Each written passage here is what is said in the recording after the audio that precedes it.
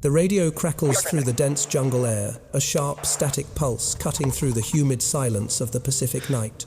Japanese intelligence officers lean closer to their receivers, headphones pressed tight against their ears, pencils hovering over paper. They can hear everything, every syllable, every voice, every transmission crossing the American lines. But they understand nothing. The sounds pouring through the speakers are unlike anything they've encountered before. Not English, scrambled through a cipher machine. Not code twisted into numerical sequences. Something else entirely. Strange syllables rise and fall like ancient chants, rhythmic and alien, defying every linguistic pattern in their training manuals. They call it the devil's language. What the Japanese cannot know, what they will never discover, is that these mysterious voices belong to young Native American Marines. Men whose ancestors shaped words from wind and stone, men who will change the mathematics of war itself. The Navajo code talkers, the unbreakable voice of war. In a war built on machines and firepower, victory often hinges not on steel but on sound. Every order given, every position reported, every life saved or lost, all of it travels through invisible waves of electromagnetic energy, crossing oceans and jungles in the time it takes a heart to beat. The Pacific Theater is a war of distances, islands scattered across endless blue. Coordination means everything. A single miscommunication can doom thousands of men storming a beach under heavy fire. From Pearl Harbor to Midway, the Japanese Empire has constructed one of the most sophisticated signal intelligence networks the world has ever seen. Their cryptanalysts are brilliant, methodical, relentless. They intercept Allied transmissions. They break codes. They read American intentions before the ink dries on the orders. Every cipher the United States deploys becomes transparent within hours, sometimes minutes. By 1942, the situation has become critical. The Marines are fighting blind, knowing their every word is being read by the enemy. Traditional codebooks take too long to encode and decode in the chaos of combat. Machine ciphers are faster but equally vulnerable. The Japanese have proven they can crack anything mechanical, anything mathematical, anything systematic. The United States needs something faster than machines, something more complex than mathematics, something that exists outside the realm of cryptographic theory altogether. The answer emerges not from laboratories or universities, but from an entirely different source, from culture, from memory, from a language spoken by fewer than 30 people outside the Navajo Nation. How does an ancient tongue passed down through generations without written form become the most secure communication system of World War II? How does a language born from desert wind and canyon stone defeat the combined intellectual might of Japan's finest military minds? The answer lies not in technology, but in something far more profound, in identity itself. As archival footage shifts from cramped Japanese intercept rooms to the sweeping red mesas of Monument Valley, a different story begins to unfold. Not a story of machines defeating machines, but of human voices carrying the weight of centuries into the crucible of modern war. The Navajo code talkers didn't just transmit messages, they transformed warfare itself, proving that the oldest forms of human expression could become the newest form of invisible armor. This is the story of how sound became cipher, how heritage became weapon, how the unbreakable code was written not in numbers but in the breath of a people who refused to be erased. Long before the first radio crackled with the static of war, long before electricity carried voices across continents, the Navajo people spoke in a language unlike any other on Earth. Complex, tonal, structured in ways that defied the linguistic categories Europeans used to map human speech. For centuries, Diné Bizard, the Navajo language, existed without written form. It lived only in breath and memory, passed from grandmother to grandchild, from ceremony to ceremony, from one generation's lips to the next generation's ears. The language itself was a living landscape shaped by the red earth of the Southwest, by wind moving through canyon walls, by the relationship between people and the land they walked. To speak Navajo was to think in metaphor. A helicopter would become a hummingbird, a submarine, an iron fish. The language didn't simply name things, it described their essence, their movement, their place in the natural order. 4 directions, 4 sacred mountains, every word connected to a web of meaning that stretched back through time immemorial. To outsiders, this complexity made Navajo virtually impenetrable. Even among other native nations, few could understand it. Linguists who attempted to study the language found themselves confronted with verb conjugations that could produce millions of possible forms, with tonal variations that changed meaning entirely, with sounds that had no equivalent in Indo-European tongues. The language was more than communication. It was worldview. It was ceremony. It was identity encoded in sound. For decades, the United States government had tried to erase this very language. Navajo children were taken from their families and placed in boarding schools, where speaking their native tongue earned them beatings, humiliation, forced silence. The goal was assimilation, the erasure of difference, the destruction of cultural memory. Yet the language survived, in whispers, in secret, in the hearts of families who refused to let their words die. And then in the early 1942, as war consumed the Pacific, that very isolation, that linguistic uniqueness that had marked the Navajo as different as targets for cultural genocide, suddenly became their greatest strength. Philip Johnston saw it first. A white man raised on the Navajo reservation, the son of missionaries fluent in the language from childhood. During World War I, he had witnessed Native American soldiers using their tribal languages for battlefield communications. The memory stayed with him. When World War II erupted and the Marines found themselves drowning in broken codes, Johnston remembered those voices. He knew the Japanese were brilliant cryptanalysts. He knew they had linguists trained in English, French, German, Russian, Spanish. He knew they employed mathematicians who could crack numerical ciphers in hours. But he also knew something else. He knew that Navajo was spoken by perhaps 30,000 people, almost all of them living within the boundaries of the Navajo Nation. No Navajo grammar books existed in Japan, no dictionaries, no translations. The language had no alphabet, no written tradition that could be studied or decoded. More importantly, the language itself resisted categorization. Its structure was so fundamentally different from Japanese or English that traditional cryptanalysis tools would be useless. You couldn't frequency analyze a language you'd never heard. You couldn't find patterns in sounds your ear couldn't distinguish. Johnston approached the Marine Corps with a radical proposal. Use Navajo not just as a language, but as the foundation for an entirely new kind of military code. Not a cipher that could be broken with enough time and computing power, but a living, breathing code that existed in the minds and mouths of men who carried centuries of linguistic evolution in their voices. The Marines were desperate enough to listen. Skeptical, certainly, but desperate. In 1942, they gave Johnston permission to conduct a test, to prove that an ancient language could become a modern weapon, to demonstrate that the very difference the government had tried to destroy might now save American lives. 29 young Navajo men arrived at Camp Pendleton in May 1942.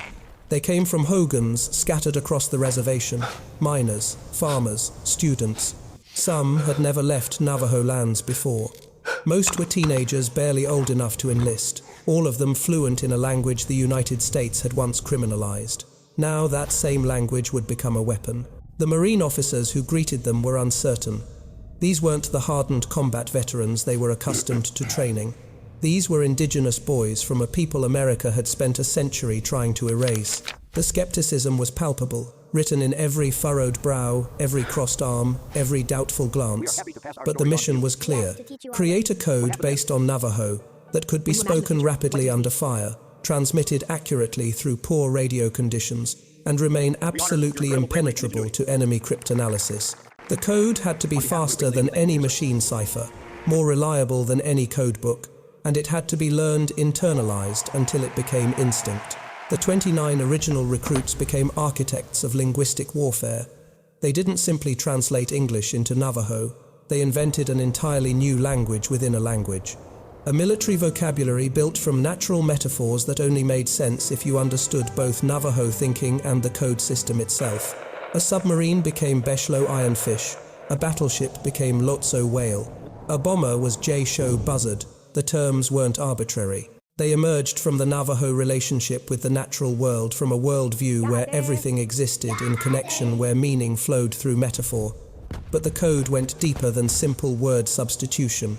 The 29 developed a phonetic alphabet, where each English letter could be represented by multiple Navajo words, creating redundancy that prevented frequency analysis.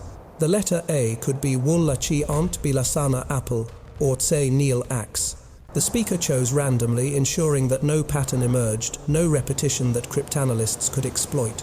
They created an initial dictionary of 211 military terms. Then they memorized it, all of it. There could be no written code books to capture, no reference materials to consult in the heat of battle. The code existed only in memory, only in the minds of men who would carry it into combat. The test came before senior Marine officers, men whose careers depended on secure communications, men who had watched too many operations fail because the enemy was reading American mail. 2 teams of Navajo recruits sat in separate rooms with radio equipment. A complex military message was given to the first team to encode and transmit. The second team had to receive it, decode it, and translate it back to English.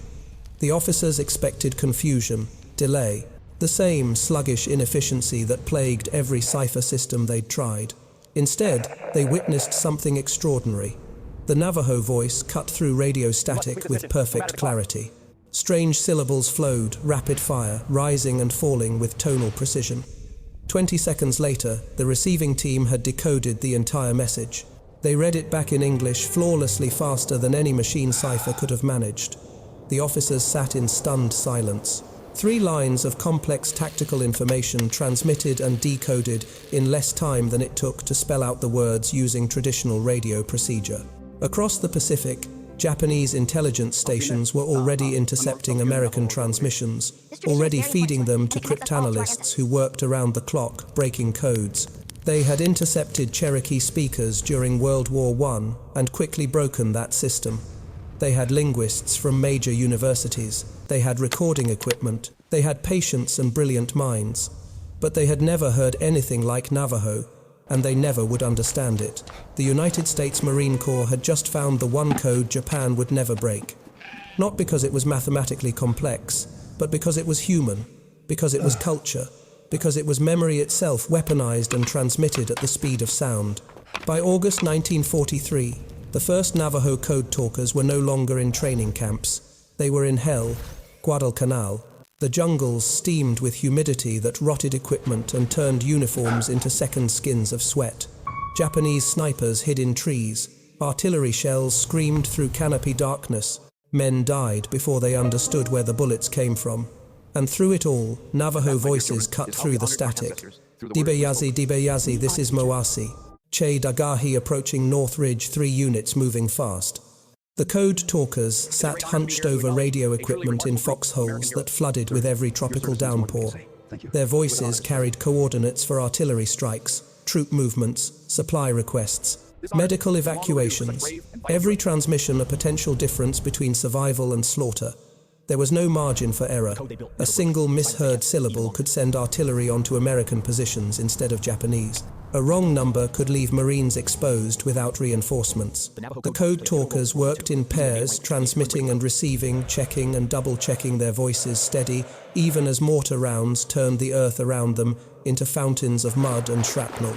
The speed was extraordinary. A message that would take a machine cipher 30 minutes to encode and decode took 20 seconds through Navajo code. In combat, those minutes were lifetimes. Artillery fire could be called in, adjusted and redirected before the enemy had time to relocate. Flanking maneuvers could be coordinated in real time. The fog of war didn't disappear, but it thinned. Japanese intelligence operators intercepted everything. Their recording equipment spun on reels, capturing every Navajo transmission. The recordings went to linguists, to cryptanalysts, to anyone who might identify what they were hearing. The analysts sat in dim rooms, playing the recordings back again and again. The sounds made no linguistic sense. Not tonal Chinese, not Polynesian, not any Asian language family. The rhythm was wrong. The phonemes were alien. One frustrated officer wrote in his report that it sounded like a secret tongue of ghosts rising from some netherworld we cannot reach. They tried everything. Frequency analysis showed nothing useful because the phonetic alphabet created no consistent patterns. They captured Navajo civilians traders who had lived near the reservation and forced them to listen to transmissions. The civilians recognized it as Navajo but couldn't decipher the military terminology. Ironfish meant nothing to someone who had never been told it signified a submarine. The code was layered.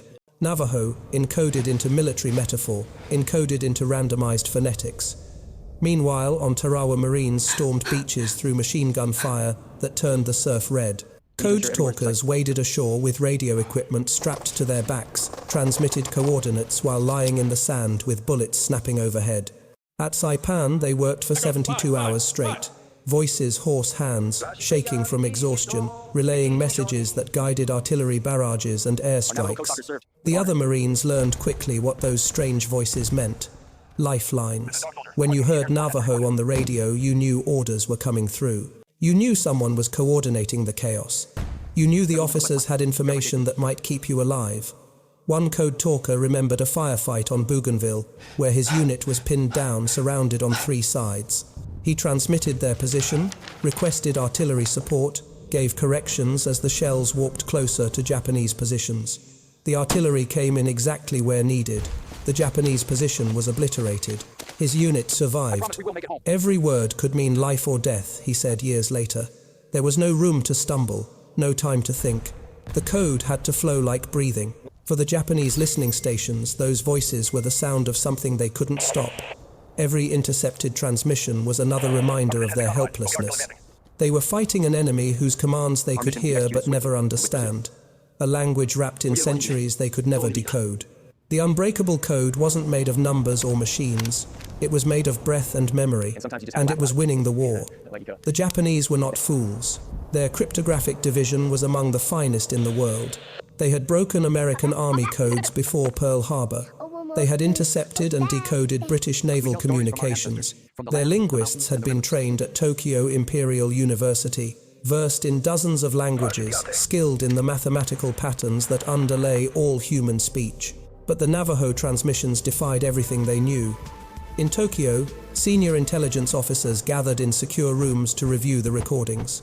The reels spun, releasing those strange cascading syllables into the air. Linguists leaned forward, pencils poised, trying to identify root structures, grammatical patterns, any foothold that might lead to comprehension. They found nothing. The language didn't fit into any known family. It wasn't related to Japanese, Chinese, Korean, or any Asian tongue they could identify. It bore no resemblance to European languages. The tonal variations suggested something indigenous, perhaps from the Pacific Islands, but it matched no Polynesian dialect in their archives. One analyst spent 3 months trying to categorize the phonetic inventory alone.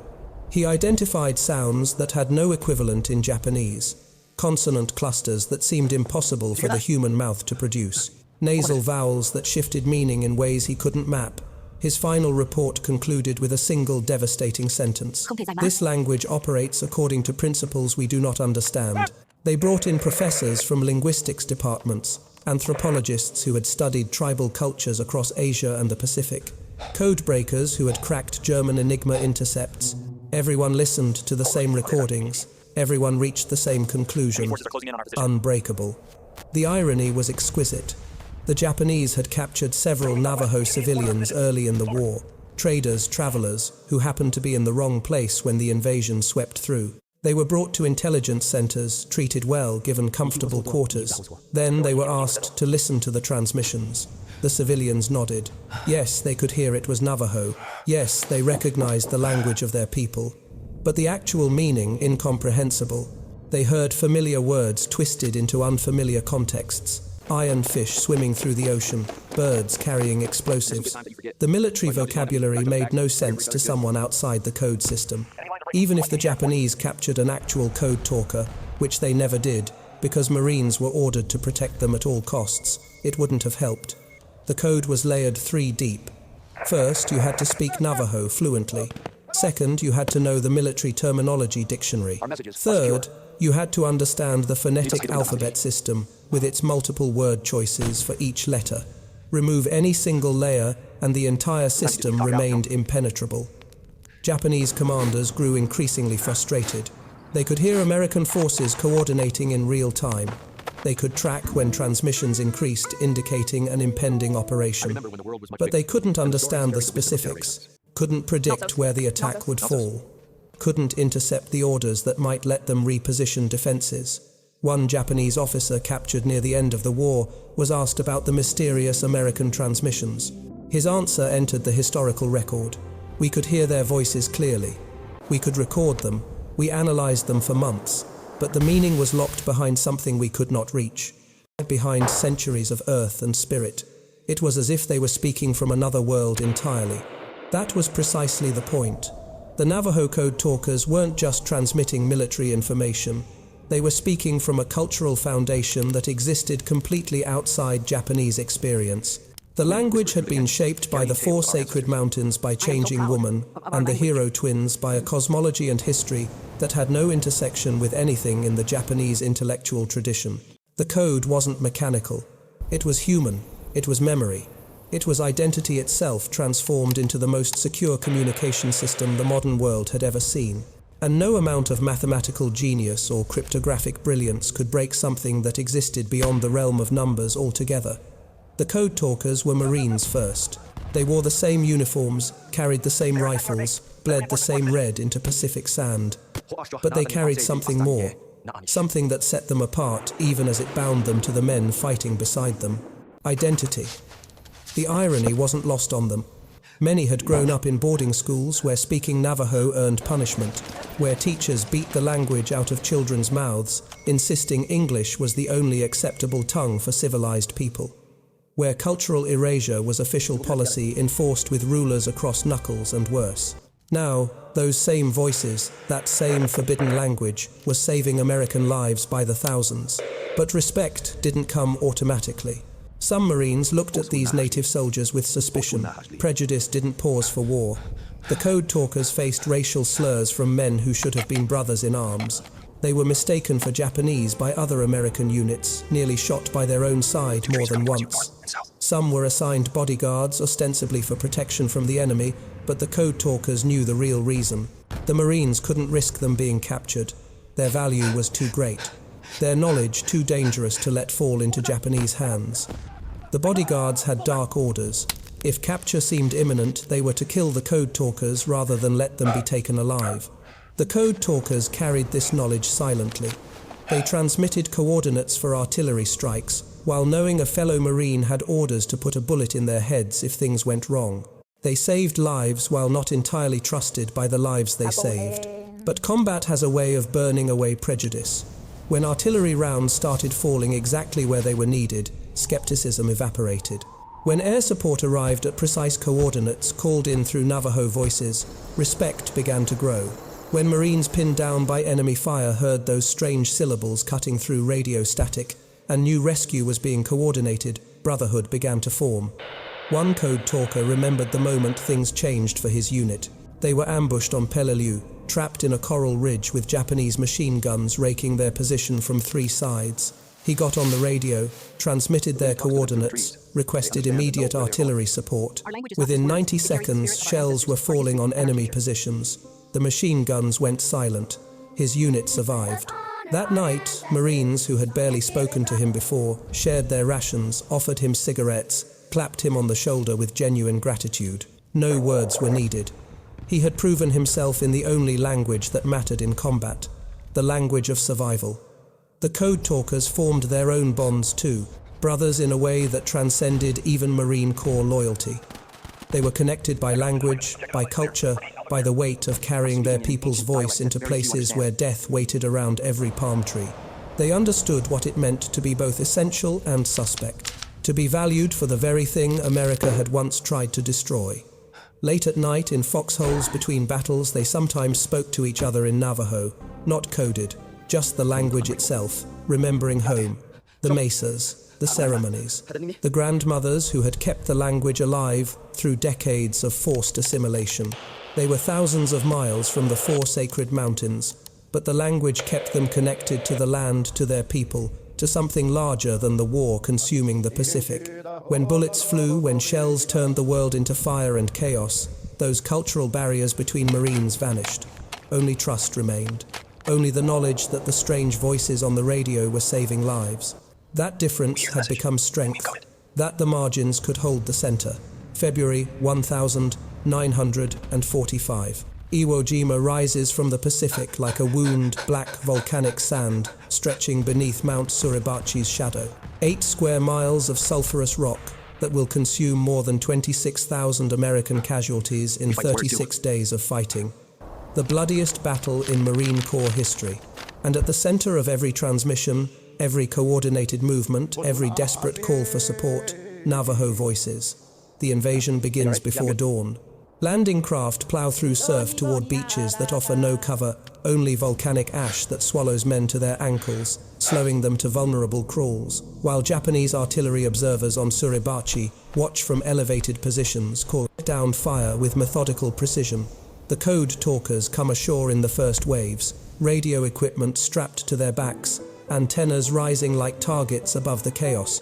They hit the beach running, diving for whatever minimal cover exists, setting up transmission points, while bullets kick up geysers of black sand around them. Within minutes, they're working, coordinating battalion movements, calling in naval gunfire from offshore battleships, directing airstrikes from carrier-based fighters. The volume of communication is staggering. In the first 48 hours alone, the code talkers on Iwo Jima transmit more than 800 messages. Every single one decoded perfectly. Not one error, not one miscommunication that could have sent supporting fire into American positions instead of Japanese. The speed saves lives. Artillery adjustments that would take 30 minutes through machine cipher happen in seconds through Navajo code. When a unit encounters a hidden bunker spitting machine gun fire, the code talker can transmit coordinates, request tank support, and have armor rolling toward the position before the Japanese inside can relocate. Japanese defenders are dug into 15 miles of underground tunnels. They've prepared for months, creating a fortress designed to bleed the Americans white. Their commanders coordinate defenses through landline communications, safe from American interception because the lines run underground, impossible to tap. But they can hear American radio traffic. They intercept everything. Their linguists are listening, recording, analyzing, hoping desperately for any scrap of intelligence that might help predict American movements. They hear only Navajo, endless streams of incomprehensible syllables flowing through their headphones, commands being given, positions being reported, artillery being directed, all of it completely opaque. The Japanese are fighting blind while the Americans coordinate in real time. On the fifth day, Marines raise the flag atop Mount Suribachi. The photograph becomes iconic, captured for history. What the photograph doesn't show are the code talkers who helped coordinate the assault that took the summit, who transmitted orders through 3 days of brutal uphill fighting, who stayed on the radio while mortars turned the volcanic rock into shrapnel storms. Major Howard Connor, a signals officer on Iwo Jima, will later write in his official report, "Were it not for the Navajos, the Marines would never have taken Iwo Jima." Not hyperbole. Assessment. The battle was won on logistics and coordination, on the ability to move units fluidly, to respond to threats rapidly, to concentrate fire where needed without delay. All of it depended on secure, fast communication. All of it flowed through Navajo voices. The Japanese defenders fight with desperate courage, knowing they're surrounded, knowing reinforcement will never come. They listen to American transmissions growing more frequent as the noose tightens. They can hear victory in those alien syllables they cannot understand, can hear their own defeat being coordinated in a language that sounds like nothing their linguists have ever encountered. The voices that once sang to desert winds now command entire divisions. The language that was supposed to die in boarding schools now carries the weight of history. Young men who were punished for speaking Navajo as children now save thousands of lives by speaking it as Marines. The Unbreakable code holds, not one message compromised, not one transmission decoded. The mathematics of victory written not in numbers but in breath memory, and the unwavering voices of men who refused to be silenced. August 1945. The war ends not with a whisper, but with atomic fire over Hiroshima and Nagasaki. Japan surrenders. Across the Pacific, Marines who survived the meat grinder campaigns begin the long journey home. The code talkers pack their radio equipment for the last time, remove their headphones, close the chapter on a war that consumed years of their youth. They return to the reservation, expecting recognition. Parades, perhaps. Headlines. Some acknowledgement of what they accomplished, what they survived, what they carried through jungles and across volcanic beaches while saving thousands of lives with words their grandmothers taught them. Instead, they find silence. The program remains classified, top secret. The code talkers are sworn to secrecy about everything they did. They cannot tell their families. cannot explain where they were or what role they played. The official military position is simple. The Navajo Code might be needed again in future conflicts. Korea looms on the horizon. Cold War tensions are already building. The code must remain secret. So the code talkers come home to a nation that doesn't know what they did. They trade Marine uniforms for civilian clothes and try to resume lives interrupted by war. Many struggle. Combat has marked them in ways that have no words in either English or Navajo. They've seen things that don't translate. Lost friends whose names they still hear in their dreams. Some turn to alcohol. Some isolate themselves. Some find work as miners or laborers, the same jobs they left before enlisting. The reservation hasn't changed much. Poverty still defines daily life. The Bureau of Indian Affairs still controls education, still pushes assimilation, still looks at native culture as something to be overcome rather than celebrated. The code talkers carry their secret for decades. Through the Korean War, where the code is used again, through the early Cold War years, through the civil rights movement and the gradual shift in how America views its indigenous populations. They watch the world change while their own story remains locked behind classification stamps and military secrecy. It isn't until 1968 that the code is finally declassified, 23 years after the war ended. Many of the original 29 who created the code have already died. They went to their graves without public recognition of what they built, what they contributed, what they endured. Even after declassification, recognition comes slowly.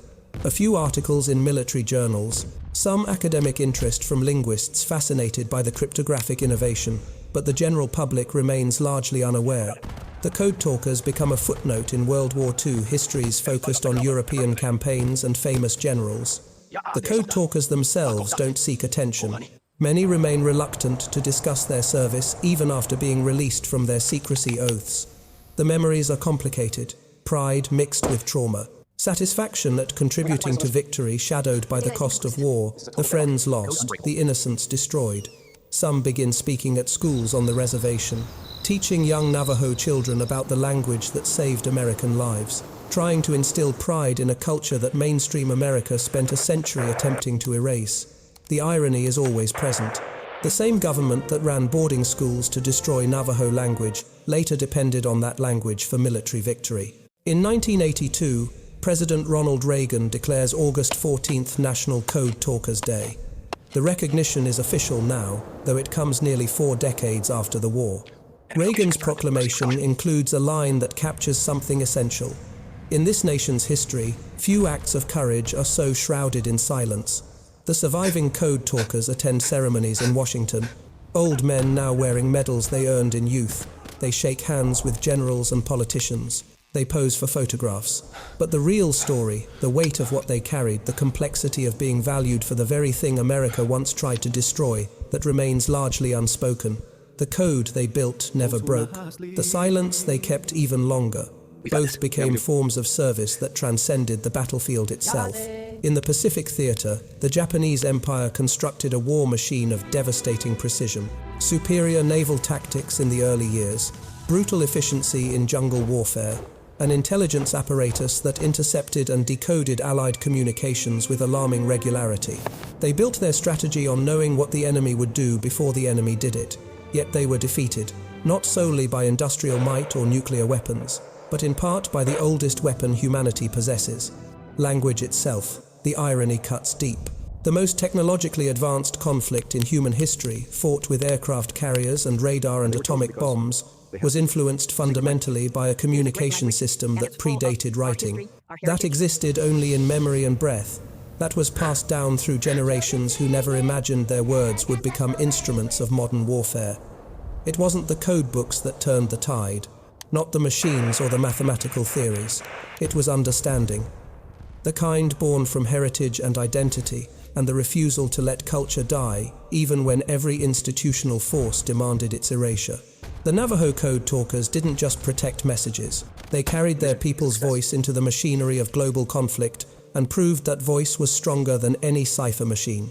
That centuries of linguistic evolution could defeat the combined intellectual resources of an empire. That difference, so often treated as weakness, could become unbreakable strength. The radio static that once carried those strange syllables across Pacific waters has long since faded, but what it represented remains. The sound of identity weaponized not through violence but through existence itself, through the simple, profound act of speaking in the words your grandmother taught you, even when the world insisted those words had no value. War changes men, transforms them in ways that cannot be undone. But sometimes, rarely, men change war itself. The Japanese believed they could decode anything. Their cryptanalysts were trained in the finest universities, equipped with the best technology, driven by military necessity and national survival. They approached the problem of American communications with confidence born from previous successes. They had broken codes before. They would break these too. They never expected the Americans to speak through centuries of tradition, through a language shaped by red earth and canyon wind. Through words that existed outside every linguistic framework, their analysts understood. The Unbreakable code wasn't written in numbers, it was spoken in identity, in the voices of young men who carried the weight of their people's survival alongside their military duties, who transmitted orders through the same language their ancestors used to sing the world into being. In the end, victory in the Pacific was calculated through many variables: industrial capacity, strategic decisions, technological innovation. But woven through all of it, invisible to most historians, was the sound of Navajo voices cutting through static, speaking rapidly, speaking clearly, speaking in a code that was never broken because it was never just a code. It was memory, culture, the accumulated wisdom of centuries transformed into tactical advantage. Our words were weapons but also prayers. Chester Nez, one of the original 29, said that near the end of his life, words that carried dual purpose, that killed and protected simultaneously, that proved language could be both shield and sword. The mathematics of victory were written not by machines but by the human voice. Eternal, unbroken, free. The wind still moves through Monument Valley, carrying echoes of those transmissions into silence.